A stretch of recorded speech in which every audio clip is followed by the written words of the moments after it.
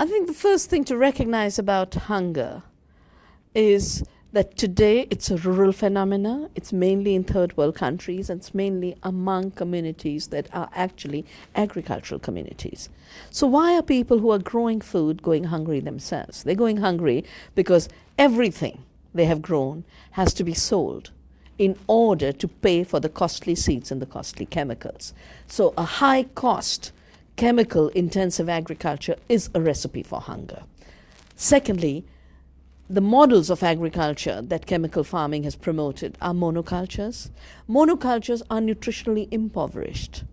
The same acre of land, using biodiversity, using organic and ecological methods, could produce 5 to 10 times more nutrition than a monoculture can. So maximizing the production of commodities for international trade is directly proportionate to the decrease in nutrition availability to local communities, which is why hunger grows.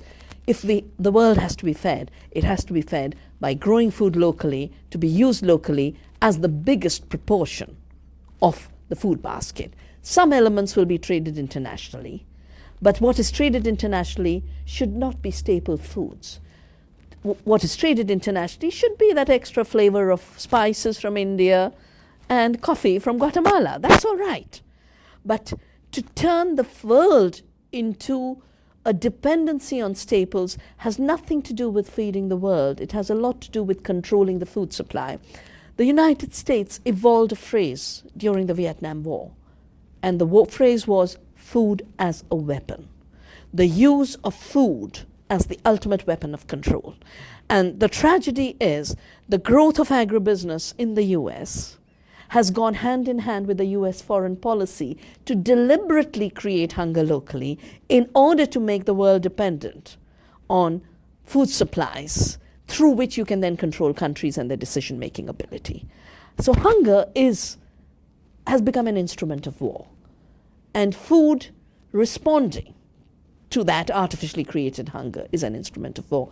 Peace means you grow food locally, you grow food with peace, you grow food non-violently, and the countries that are today the worst victims of hunger could be the highest producer of food. Africa has the largest land per human being, per capita. Africa is an abundant continent, and yet because of the deliberate policies, it has today been turned into a continent of hunger. India, which has the best soils, the best monsoons, the highest biodiversity, should not have any problem. We are growing enough food, and yet 70% of our children are going hungry because the economic system is robbing them of their right to food. So food production must once again be an issue of sustainability, taking care of the earth, and the human right to food must be an inalienable right.